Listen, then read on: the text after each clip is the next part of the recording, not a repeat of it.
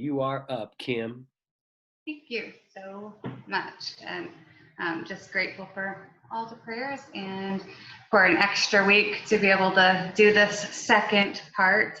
I do want to remind you, if you weren't on here 2 weeks ago or you haven't watched that first week, there's some content there that'll make this that much more relevant. And so make sure you watch Focus Part 1, which would be 2 weeks ago on our YouTube page. But I want to pick up from where we left off 2 weeks ago and kind of recap just a little bit. And so when we started talking about focus, it was interesting timing because a few days before that we had been talking about distraction in my parents' life group. And so what we learned about distraction and talked about distraction is during that life group, God showed me that word kind of broken apart as like a pulling away, and traction meaning like the grip that something has on a path or a road. And so distraction is really designed to pull us away from our path. And so thinking about that in light of focus, understanding distraction, and we all face them, but distraction is designed to render us powerless and really productive by dividing our attention. And greats, that's what we're studying right now, is the traits of the greats learn to focus their limited time, energy, and resources on their soul passions and purposes in life. We talked about the fact that that is a developed discipline, and that's what leaders do. They do what it takes to develop those disciplines. And so greats learn how to hone their focus. They also learn how to harness their thoughts, right? Where a man's mind goes, there goes the man. If a man's mind is focused, that man's life will be focused. And so the key sentence to all that we talked about 2 weeks ago was that focus really is the key to success in everything we will ever set out to do, because intentions don't get things done. We can all have great intentions, but focus is the key to success in getting those things done, setting our minds and keeping it set on those things that God has given us to do, those purposes and those passions, which means as leaders, again, we have the responsibility to discover what those God-given passions are, what our God-given purpose is, so that we can focus our lives in that direction. We can be those arrows that hit the target and hit the mark in our lives. So continuing on, the unfortunate truth is that the average person really is inclined to be busy rather than to be effective. And that's something that every single one of us is going to face, that challenge of being busy rather than being effective, and to be stretched to the limits rather than being focused. We as a society really are a people who worship at a shrine of busyness rather than the shrine of effectiveness. And it costs us, it's costly. And if we're talking about leadership in the church, if we're talking about kingdom things, it costs the kingdom, it costs the purposes that we've been placed here for, just being busy. The result is, instead of being great, which is what we're talking about, and unleashing our greatness in the area of one or two things, those things that we've really been given stewardship over, we begin to be just content at being mediocre at a dozen things or a handful of things. And really we just end up spinning our wheels trying to be effective in those areas. But again, we talked about how the brain really is not designed to multitask in that way. We require focus to be able to do those things that God has given us to do. On the surface, being busy may look like the same thing as being focused, but being focused has really nothing to do with being busy, and being busy really has nothing to do with being focused.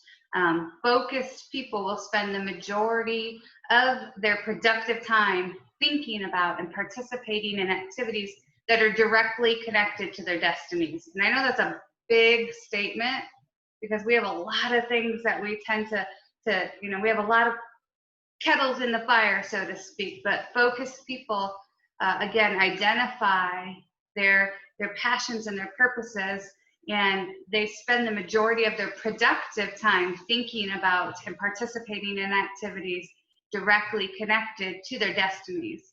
While busy people will just divide their productive energies among a multitude of activities that really have nothing to do with their passions or their dreams.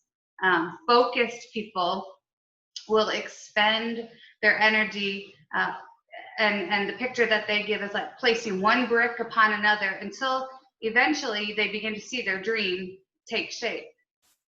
And sometimes that takes time, but focused people understand that it's worth that investment. While busy people will expend their time, we talked about this 2 weeks ago, just putting out fires and rushing off to the next fire. And really busy people, to busy people, everything becomes emergent, right? You're just putting out fires all the time because haven't developed that discipline of prioritizing big rocks, of telling our time where to go. So everything becomes, well, I've got to deal with that. I've got to deal, well, this is urgent. Somebody else is telling me this is urgent. And that really is, it causes a great expenditure of our time. And that's when we have those days when it feels like, well, I'm exhausted and I've done a lot of stuff, but when you take inventory, what have I really done towards those dreams and towards those passions and towards those goals? To busy people, again, everything becomes a fire, everything becomes emergency because they haven't mastered the art of prioritizing what gets their focus. And again, we get to determine that. Not only do we get to determine that, really great, understand I'm a steward of my focus, I'm a steward of my time, my energy, and so I have to learn to decide what gets my focus, what gets my attention, what gets my time and my energy. At the end of the day, both the focused person and the busy person are tired and sweaty, but only one of them can look back over their shoulder and see something has been accomplished, and then look ahead to see a goal that is getting closer day by day. And that's huge. And sometimes it can be incremental growth. Like you have to really look for it, but you can see, well, I'm closer than I was had I not been focused on advancing that goal today. And so you great to understand that focus causes that incremental growth and step by step advancement towards goals being accomplished and dreams becoming reality and passions and pursuits and purposes actually being fulfilled. Greatness, unlike mediocrity, comes from undeniable passion. And we talked about passion during our study of the greats. And that passion is more than just a job.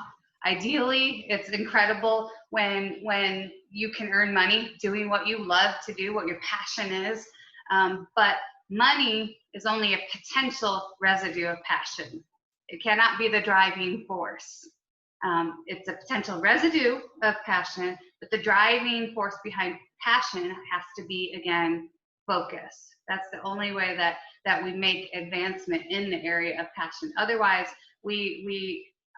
Pastor Doug has talked about, the graveyard being full of potential, the greatest place full of potential and passion, the graveyard. Like I can take all this passion and all this purpose and these dreams and all these great intentions to the graveyard, and truly then I have not fulfilled what God has called me to do. And I believe we're accountable for that. Again, it comes down to stewardship. I have to give an answer for what I've been put here for, the things that have been written about my life.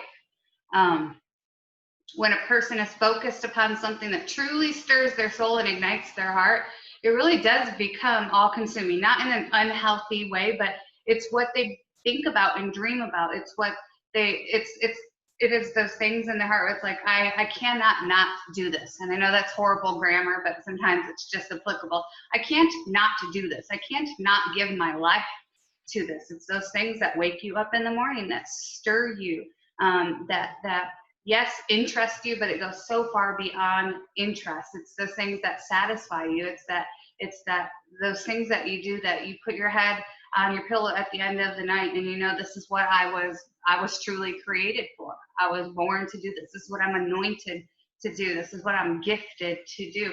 And that's what brings that sense of completion and fulfillment, that we're all looking for. And I believe, you know, that's something that is designed in us. That fulfillment comes when we are truly fulfilling what we're called to do and what we're created to do. It gives us that sense of purpose. This is what I'm here for. And so once we have identified, again, that's our responsibility to identify our God-given passions and purposes for life. Focus, then, it urges us to pour ourselves into it with uncompromising abandon, without apology, because, and I love this statement right here, no person, no great person ever becomes great in their spare time.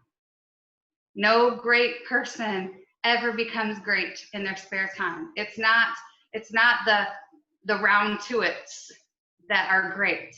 Now, I don't become great when I get around to it, or, you know, if I have time. No, again, this is why all these things you can see, all these things we talk about even here on Wednesday nights, they just build upon each other, because again, it is prioritizing our life and what gets my focus, what gets my attention, and not, well, if I have some time left. No, the focused person makes time for what is their passion, what is their purpose. No great person ever becomes great in their spare time. One of the major enemies of focus beyond distraction really is fear. It's perhaps like the number one reason people abandon their dreams. And understandably, it takes a certain amount of courage in order to focus, and it takes a certain amount of faith. Obviously, faith in God. God-sized dreams require God-sized faith, but it also takes belief in yourself in order to focus. Believing that these are God-given passions, God-given dreams, and then believing that, well, I can do this. I can do all things through Christ who gives me strength. I have been anointed, equipped. I have been surrounded with a community of people who will cheer me on, who will equip me, who will teach me, who will mentor me, who will help me along the way. And also a belief that the sacrifices that it requires us making today will give us a return on the investment tomorrow. Greats understand that what I did today is going to have an effect tomorrow. It's going to create movement towards this goal tomorrow, regardless of naysayers. And there will always be naysayers, and that is why it requires but I know that I know that I know. A, this is a God-given dream, purpose, passion, and B, for such a time as this, I've been placed on the earth to be this person. I don't get to call in a substitute on this person for this job. I have been, again, called, equipped, anointed for this time.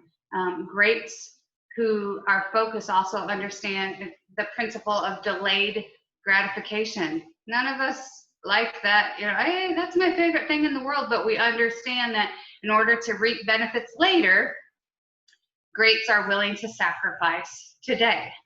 And that is a requirement. And that's why focus is so key, because when everything's instant gratification, it doesn't take a lot of focus just to stay in the game.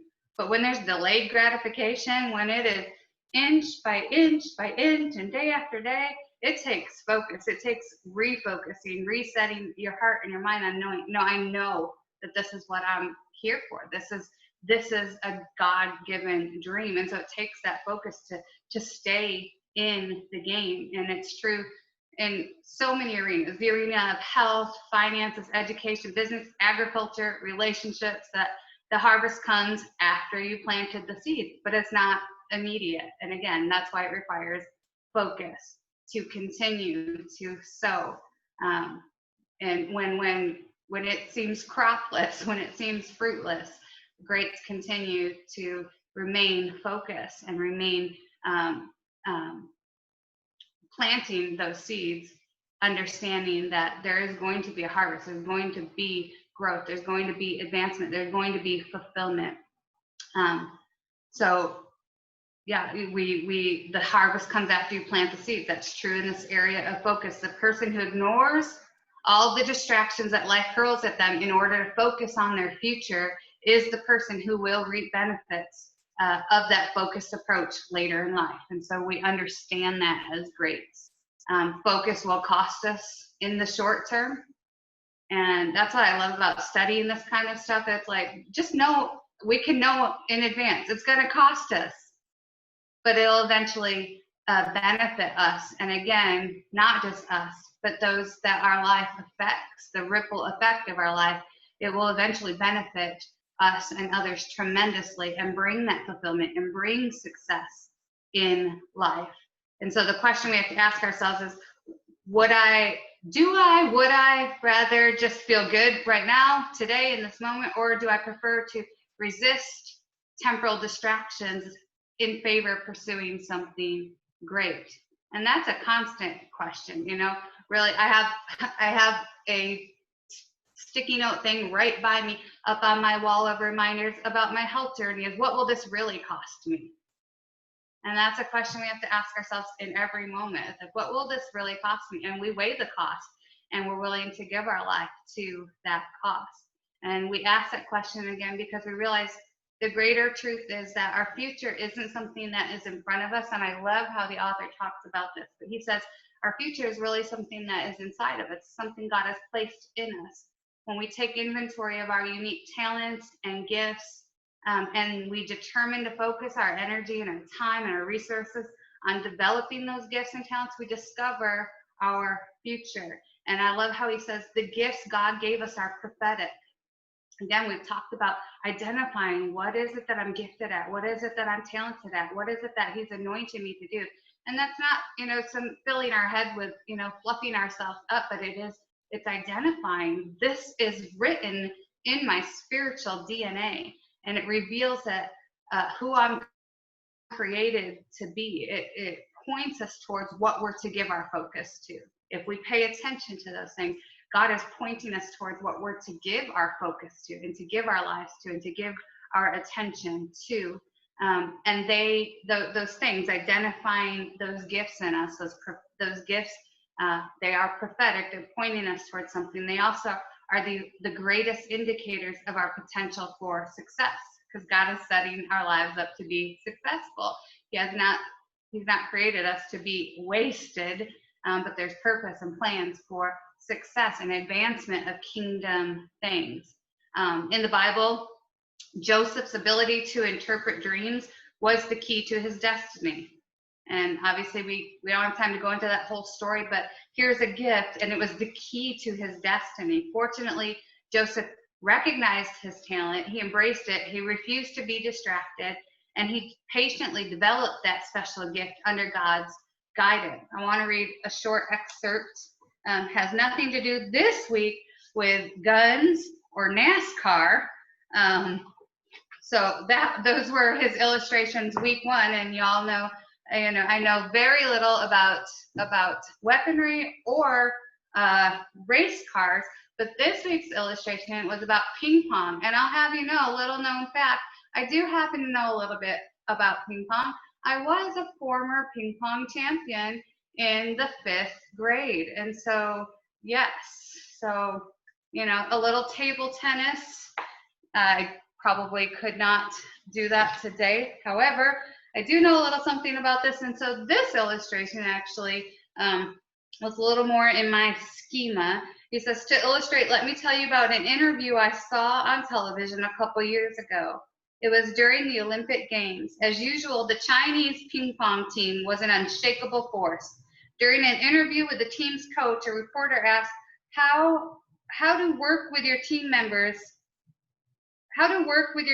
to help them overcome their individual, how do you work with your team members to help them overcome their individual weaknesses? Surprisingly, yet understandably, the coach said, we don't work on the individual players' weaknesses at all. We focus so much on their strengths, their weaknesses just disappear. So focus on your strengths instead of your weaknesses. Focus on those 1 or 2 things that make you unique, and limit those things that make you like everybody else. The biblical law of difference teaches us that it is that thing that makes you different that can also make you great. And so that it's so much like the NASCAR thing illustration from 2 weeks ago. They were trained not. they weren't trained not to hit the wall in NASCAR. They were trained to focus their attention on the infield. So they don't focus on their weaknesses in ping pong. They focus so much on their strengths that the weaknesses disappear. Greats learn to focus on their strengths. We invite God into our weaknesses, but we can focus and develop our strengths, thus strengthening our strengths. Greats understand and value their unique God-given gifts. And in a community like this, we honor one another's God-given gifts. We value each other's gifts. We don't covet each other's gifts. We value, we unlock, we unleash each other's greatness. Greats don't waste their time focusing on and comparing themselves to others. Again, we don't have time for that. There is no competition. There's no contention. We are all in this together. And so when I celebrate your strengths, it's actually strengthening my own. And many people just fall into that trap of comparison, which causes a despising of their own talents and coveting of other people's gifts, but spending our time trying to imitate other people rather than living the original life plan that God gave us really is wasted life.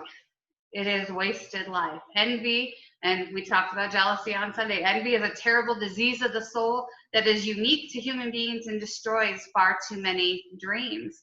God did not create you and I to be anybody else except you and I. In fact, nobody could ever be you. There is no other Dolores. There's no substitute Dolores. Can always only be a second best. There's no substitute Donna. There could only be a number two trying their best to be what Donna just naturally, by God's grace, is. And so nobody can ever be anybody else. And we hear that sometimes, but we have to really take that in and understand that if you don't live out the life that God created you to live, if I don't live it out, the life God has created me to live, nobody else will. Nobody else can. It's not their story. It's not what's been written for their life. And, famous quote is, don't die a copy when you were born an original. You and I are genetically perfect for the assignment that God has given you. You are genetically perfect. Supernaturally, spiritually, genetically perfect for the assignment God has given you. Everything about you, from your looks, your thinking, the way you talk, is designed specifically and intentionally to equip you for that unique purpose that God has for you. God has given us exactly what we need in order to focus on exactly what we need to focus on. I'm going to say that again. God has given you and I, and will continue to. There's growth in this. There's personal development. There's things like what we're doing right now to equip us to do this. But God has given us and will continue to give us exactly what we need in order to focus on exactly what we need to focus on.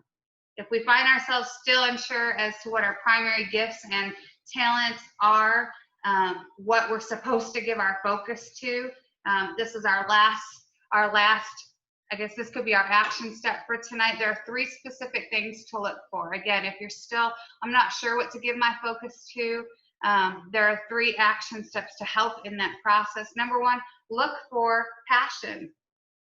Where there's passion is a pretty good indicator. Again, those passions are prophetic.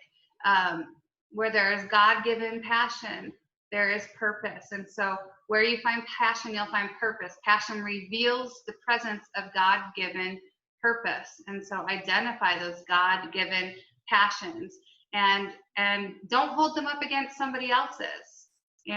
I tell my godson all the time, like, he has all these interests and all these passions, and tries to plug them into the boxes that he currently knows of. And I'm like, God can create a whole new category for you.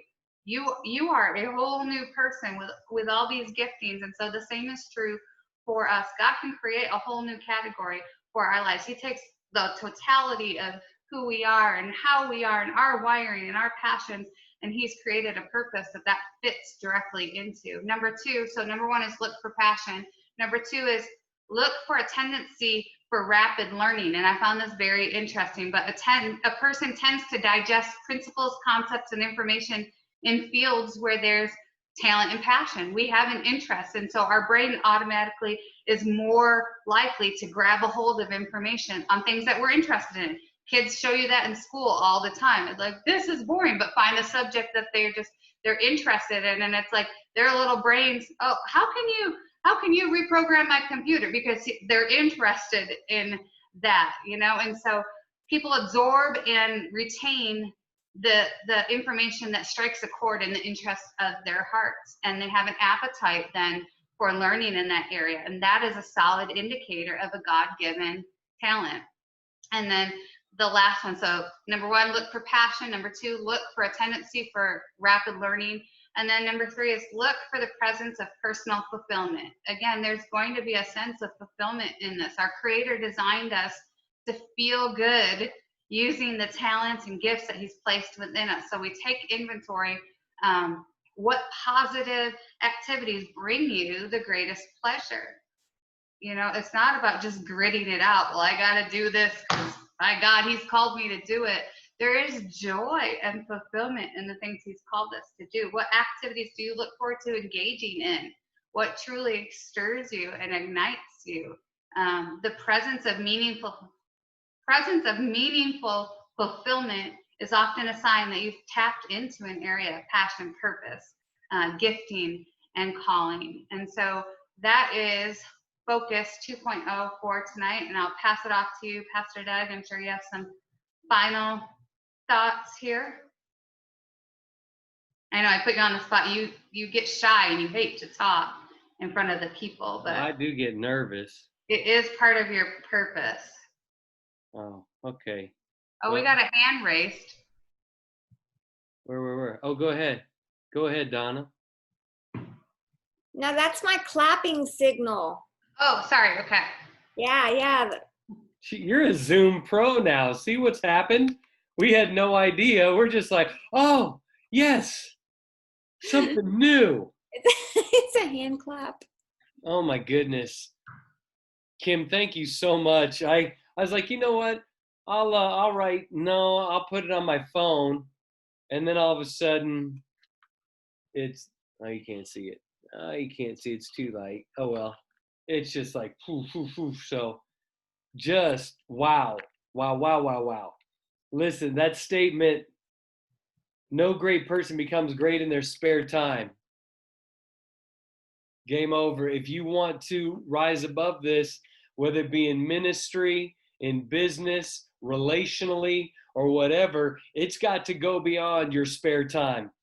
Bottom line, you got to rein in, some of the other things and get focused. And I say me too, because it's so easy. You were busting me when you were talking about busyness and effectiveness. And I've spoken on that. And in this season, it's been so challenging because everything's, there's so many moving parts and things are changing nonstop. But golly, that was good. Any thoughts from anybody? We have like 3 minutes left, so you could tell I wasn't the one speaking because there's a little extra time, as opposed to me going until the thing, blacks me out. But anybody have any thoughts? You can jump off a mute and share anything. Now would be a good time. It doesn't happen on Zoom very often, or my Zoom. Anything jump out at you tonight? Oh, we're recording. I'm going to stop. See, as soon as I press stop, you just know, people who are watching this on YouTube, hands are going to raise all over the place in 3, 2, 1.